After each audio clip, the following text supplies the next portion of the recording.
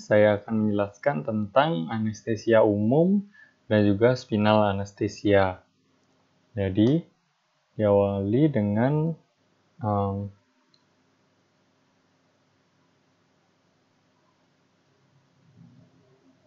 jadi anestesi itu adalah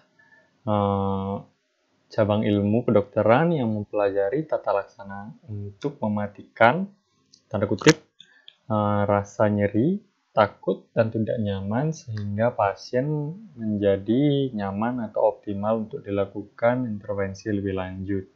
Kemudian reanimasi itu sendiri yaitu ilmu yang mempelajari tata laksana untuk menjaga atau mempertahankan hidup dan kehidupan pasien selama mengalami kematian dan tanda kutip akibat obat anestesi.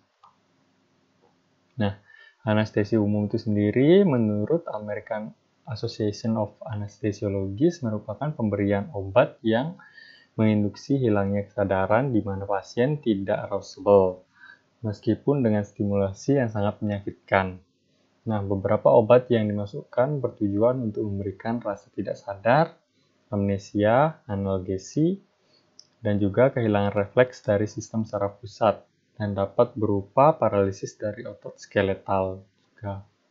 Nah, jenis anestesi umum itu ada 3, yaitu anestesi total intravena, anestesi total inhalasi, dan juga anestesi kombinasi antara intravena dan juga inhalasi yang sering disebut dengan balance anesthesia.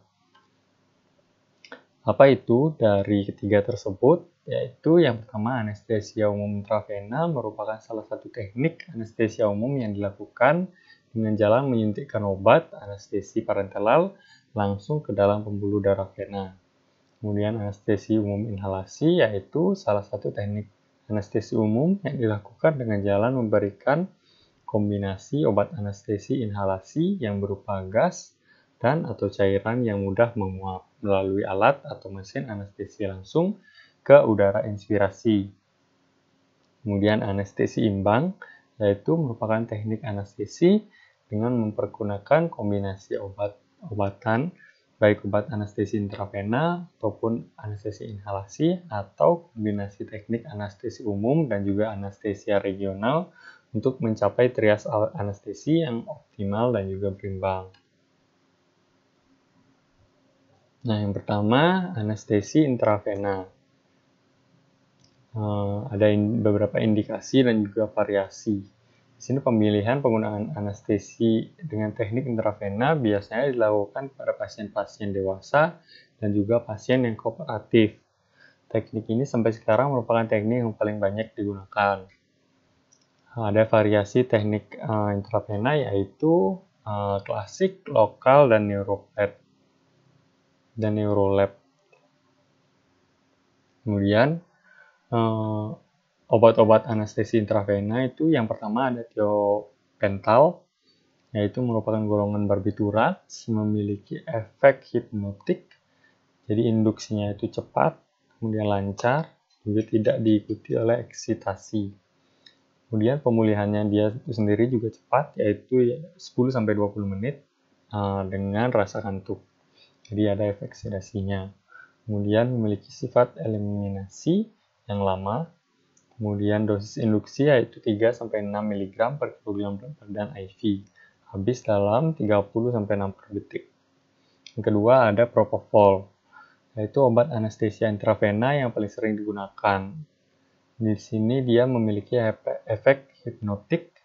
Dia induksinya termasuk cepat yaitu 45 detik yang bertahan hingga 15 menit. Memiliki efek antiemetik, juga tidak menimbulkan iritasi pada airway. Kemudian dosis induksinya 2-2,5 mg per kilogram berat badan IV. Dosis maintenance-nya yaitu 4-12 mg per kilogram berat badan per jam IV drip. Kemudian ada ketamin. Di sini dia termasuk anestesia disosiatif. Dia memiliki efek hipnotik dan juga analgesik. Bekerja dengan cara memblok reseptor NMDA dan juga memberikan efek analgesik yang dalam, mobilitas, dan amnesia.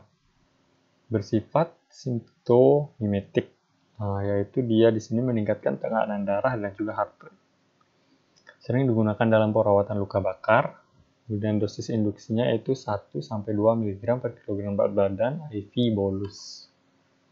Kemudian ada benzodiazepin. Dia memiliki sifat hipnotik dan juga sedatif. Di sini dia merupakan pelemas otot ringan. Dia cepat melewati barrier plasenta. Kemudian dosis diazepam induksi yaitu 0,2-0,6 mg per kilogram berat badan IV. Kalau midazolam, dia dosis induksinya 0,15-0,45 mg per kilogram berat badan IV. Kemudian anestesi inhalasi. Indikasinya yaitu pemilihan penggunaan anestesia dengan teknik inhalasi biasanya dikerjakan pada bayi atau anak-anak yang belum terpasang jalur intravena. Dilakukan juga pada pasien dewasa yang takut disuntik. Nah, ada beberapa teknik anestesi inhalasi, yaitu inhalasi sungkup muka, inhalasi sungkup laring, kemudian inhalasi pipa endotrakea atau PET, nafas spontan, inhalasi pipa endotrakea, nafas kendali. Kemudian anestesi inhalasi ini ada beberapa jenis-jenis obatnya, yaitu yang pertama nitrous oxide, yaitu obat anestesia inhalasi yang paling aman, tidak mudah terbakar, dan juga tidak menimbulkan iritasi. Tidak berwarna, tidak berasa, berbau manis, lebih berat dari udara. Dia memiliki potensi anestesia dan relaksasi otot yang rendah, namun memiliki efek analgesik yang baik, aman bagi jantung, liver, dan juga ginjal. Dalam anestesi umum dipakai dalam kombinasi N2O banding O2, yaitu untuk induksi dengan perbandingan 80-20%, dengan kemudian pemeliharaannya yaitu 70-30%. Efek sampingnya itu berupa difusional, hipoksia, dan juga megaloblastik anemia. Kemudian eter, dia di sini memiliki sifat poten anestesia, analgesia, dan juga relaksasi otot yang baik. Dia mudah menyebabkan iritasi, mudah terbakar, dan juga meledak-meledak. Proses induksi yang lama, ya di sini memiliki sifat kelarutan tinggi di darah, dan juga menyebabkan rasa tidak nyaman. Proses pemulihannya juga lama. Kemudian ada halotan, yaitu merupakan obat anestesia yang poten, memiliki efek analgesia dan juga relaksasi otot yang buruk. Kemudian merupakan cairan yang tidak berwarna, berbau enak, juga tidak iritatif, mudah menguap, tidak mudah terbakar, dan juga tidak meledak. Memiliki proses induksi yang cepat, juga tidak mengiritasi jalan nafas, memiliki efek bronkodilatasi, jadi cocok untuk pasien-pasien asma, kemudian pemulihan yang cepat, dan juga jarang menimbulkan mual muntah pasca anestesia. Kemudian efek samping berupa aritmia jantung, kemudian halotan indus, hepatitis, kemudian malignan hipertremia. Kemudian dosis induksinya itu 2-4%, dengan dosis pemeliharaan yaitu 0,5-2%. Kemudian ada enfluran, yaitu turunan eter, dia cair tidak berwarna, memiliki efek hipnotik, analgesia, dan juga relaksasi otot yang baik. Kemudian dia di sini tidak iritatif. Kemudian kontraindikasi pada pasien dengan riwayat epilepsi. Dia di sini memiliki efek samping berupa hepatotoksik dan gangguan fungsi ginjal. Kemudian ada isofluran, yaitu turunan eter, cair tidak berwarna, memiliki efek hipnotik juga, analgesi, dan juga relaksasi otot yang baik. Dia tidak mudah terbakar, bau tajam, dia biasanya diberikan kombinasi bersama oksigen atau nitrous oxide. Dia juga iritatif terhadap saluran nafas. Kemudian ada desfluran, yaitu mudah menguap, memiliki efek hipnotik, analgesia, dan juga relaksasi otot yang baik. Sering digunakan pada day care surgery.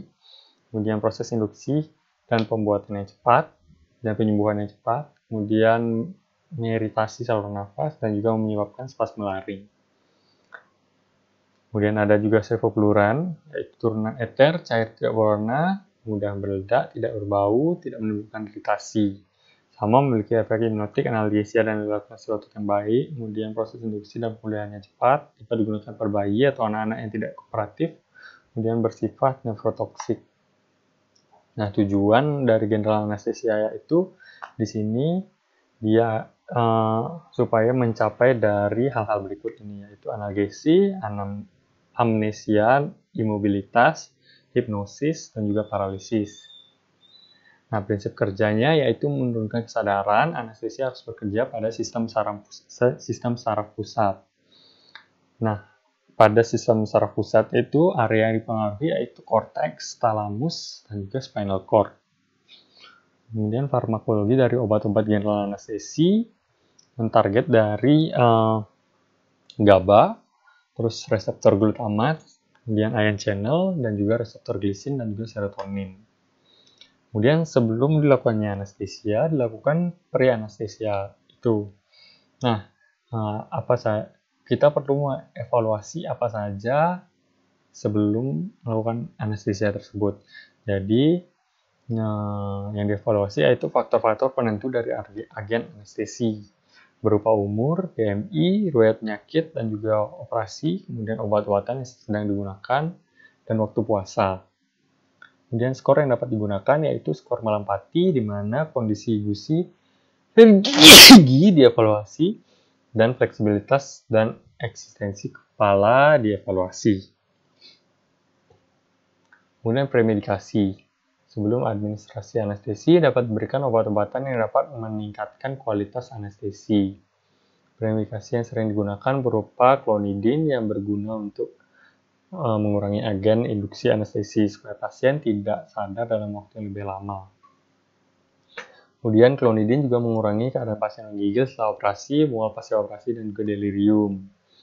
Banyak juga premedikasi lain supaya pasien itu merasa nyaman. Berikut adalah premedikasinya, yaitu untuk mengurangi kecemasan diberikan benzodiazepin, untuk mencegah reaksi alergi diberikan antihistamin, untuk mencegah mual muntah diberikan antiemetik, untuk mengurangi nyeri opioid, kemudian membantu pengosongan lambung dan juga mengurangi produksi asam lambung PPI, mencegah bradikardi, dan juga hipersekresi bronkus atropin. Nah, anestesia ini ada tahap-tahapnya. Ada 4 tahap secara umum, yaitu tahap 1, 2, 3, 4. Di mana pada yang kita harapkan dari anestesia ini yang dilakukan pembedahan yaitu tahap ketiga. Nah, tanda dari tahap ketiga yaitu ditandai dengan hilangnya refleks pupil dan paralisis dari interkostal. Nah, sebenarnya tahap 3 ini sendiri dibagi-bagi lagi menjadi beberapa tahap. Nah, tujuan dari pembagian tahap ini agar kita mengetahui status dari pasien itu sudah sampai sejauh mana, agar pasien tidak terjadi overdosis ataupun kekurangan. Jadi, dia itu dalam kondisi yang optimal untuk dilakukan operasi. Kemudian induksi.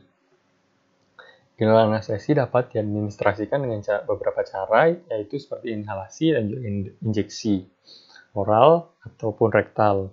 Kemudian setelah diadministrasikan, agen anestesi ditransport menuju targetnya. Agen anestesi umum yang sering digunakan berupa propofol, sodium thiopental, etomidat,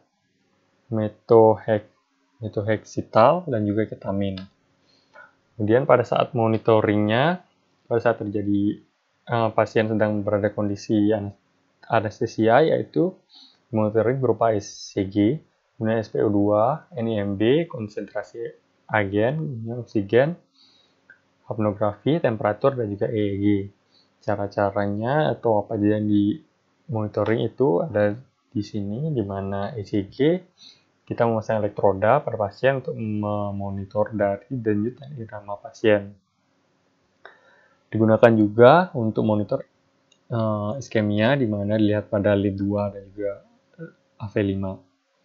Kemudian pulse oximetri diletakkan di ujung jari untuk lihat saturasi oksigen dan juga untuk saturasi oksigennya. Kemudian monitor tekanan darah untuk monitor dari apakah terjadi pendarahan atau tidak. Kemudian konsentrasi agen anestesi berupa monitoring untuk parameter agen anestesi seperti oksigen, karbon dioksida, dan anestesi inhalasi. Kemudian monitor oksigennya dipasang alarm jika oksigennya menurun di bawah 95. Kemudian kapnografinya mengukur kadar karbon dioksida yang dieksalasi pasien untuk mengukur keadekuatan dari ventilasinya. Temperaturnya untuk mengantisipasi dari hipotermi dan juga EEG, mengevaluasi keadaan koma dilakukan untuk mengantisipasi overdose atau kurangnya agen anestesi. Kemudian pada airway manajemennya, karena pasien dalam keadaan anestesi, maka ototnya akan menjadi rileks, bahkan refleks batuknya juga berkurang. Nah, untuk mempertahankan jalan nafas, dilakukan intubasi dengan ITT setelah pasien tidak sadar. Lalu pernapasan pasien dapat dimonitoring dengan mesin ventilasi.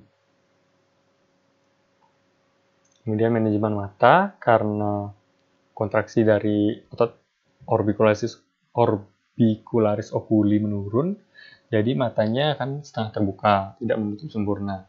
Nah, monitoring mata dan penutupan mata itu digunakan penting untuk mencegah kerusakan pada mata apabila diperlukan. Kemudian maintenance, yaitu diperlukan waktu paruh hingga 5-10 menit pada anestesi intravenal, di mana pada setelah itu pasien dapat kembali sadar. Kemudian untuk memperpanjang tidak sadarnya pasien, anestesi harus diberikan secara terus-menerus dengan cara diberikan campuran antara oksigen, nitrous oxide, dan juga agen anestesi secara inhalasi, yaitu dengan cara administrasi propofol melalui intravenal. Kemudian setelah operasi berakhir, kemudian pemberian agen anestesi dihentikan, kemudian kesadaran pasien kembali saat konsentrasi agen anestesi berkurang dapat memakan waktu hingga 30 menit, tergantung dari durasi operasinya.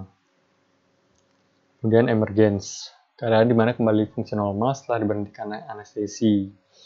Keadaan ini dapat disertai kebingungan, afasia, atau kelumpuhan yang bersifat sementara. Dapat terjadi menggigil pada pasien sehingga meningkatnya asupan oksigen, karbon dioksida, dan juga meningkatkan heart rate, dan juga cardiac output, dan juga tekanan darah sistemik. Menggigil ini disebabkan karena sumsum tulang belakang lebih cepat berevolusi dibandingkan dengan SSP. Kemudian setelah itu adalah post operatif. Di sini bertujuan untuk mengurangi efek samping pada saat sadar kembali. Pasien biasanya diberikan opioid atau NSAID dan juga acetaminophen. Monitor pada post-op tetap dilakukan. Monitor berupa tanda vital, saturasi oksigen, irama jantung, pernafasan, tekanan darah, dan suhu tubuh. Kemudian lanjutkan setelah general anesthesia, yaitu spinal anesthesia. Spinal anesthesia disebut juga spinal block, subarachnoid block, atau intrathecal block. Kan bentuk dari neuroaxial regional anesthesia meliputi injeksi anestesia lokal atau opioid ke ruang subarachnoid menggunakan jarum sepanjang 9 cm. Merupakan alternatif dari general anestesi yang umum dilakukan jika operasi pembedahan berada di bawah umbilikus. Jadi anestesi itu dimasukkan ke CSF, memberikan anestesi, analgesik, dan juga blok sensoris dan juga motoris. Indikasinya seperti saya bilang tadi, yaitu apabila operasi dilakukan di bawah umbilikus. Jadi secara umum digunakan pada operasi yang meliputi daerah umbilikus, merupakan teknik pilihan untuk cesar section di mana menghindari resiko general anestesi dan juga kegagalan intubasi. Kemudian spinal anestesi dapat digunakan untuk mengobati sakit setelah operasi, terutama nyeri pada thoracic, pelvis, dan juga ekstremitas bawah. Di sini adalah kasus-kasusnya yang menggunakan spinal anestesi. Berikut adalah kontraindikasi pada spinal anestesi, yaitu apabila pasien menolak, kemudian ada infeksi pada area injeksi, kemudian kelainan penundukan darah, peningkatan ICP, kemudian hipovolemik, dan juga ada tumor pada otaknya. Komplikasinya dapat berupa komplikasi ringan dan juga berat. Komplikasi ringan yaitu hipotensi, bradikardi, mual muntah, resistensi urin, dan juga nyeri kepala. Komplikasi berat yaitu trauma saraf, henti jantung, trauma spinal epidural hematoma, dan juga abses, dan juga bahkan infeksi.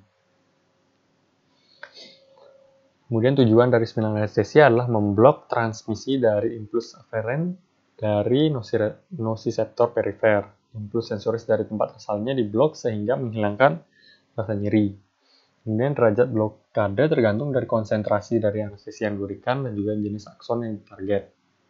Sedasi dapat membantu pasien untuk tenang selama prosedur anestesi, namun pasien dapat terjaga penuh saat prosedur pembedahan. Dari anatomi, jarum anestesi yang ditusukkan melewati dura mater di subarachnoid space di antara dua lembar. Untuk mencapai tempat ini, jarum harus menusuk beberapa lapisan jaringan dan ligamen sehingga sampai ke targetnya. Kemudian, konus medularis biasanya terletak antara L1 L2 sehingga jarum harus ditusukkan antara L3 dan juga L4 atau L4 dan juga L5 untuk menghindari cedera pada spinal cord-nya. Kemudian posisinya, dapat 3 posisi pasien yang dapat digunakan untuk meningkatkan prognosis, yaitu posisi duduk, kemudian lateral decubitus, dan juga tengkurap. Agen anestesi yang digunakan yaitu bupivasin, merupakan agen anestesi yang paling sering digunakan. Kemudian non-opioid seperti clonidine atau epinefrin dapat digunakan untuk memperpanjang durasi anestesi. Kemudian opioid dapat digunakan untuk meningkatkan kualitas blok dan juga menurunkan efek samping. Jenis opioid seperti morfin, fentanyl, diamorfin, dan juga buprenorfin. Selain bupivasin tadi bisa diberikan yaitu lidocaine, tetracaine, procaine, ropivasin, dan juga sebagainya. Sekian dari general anestesi dan juga spinal anestesi dari penjelasan saya. Terima kasih atas waktunya.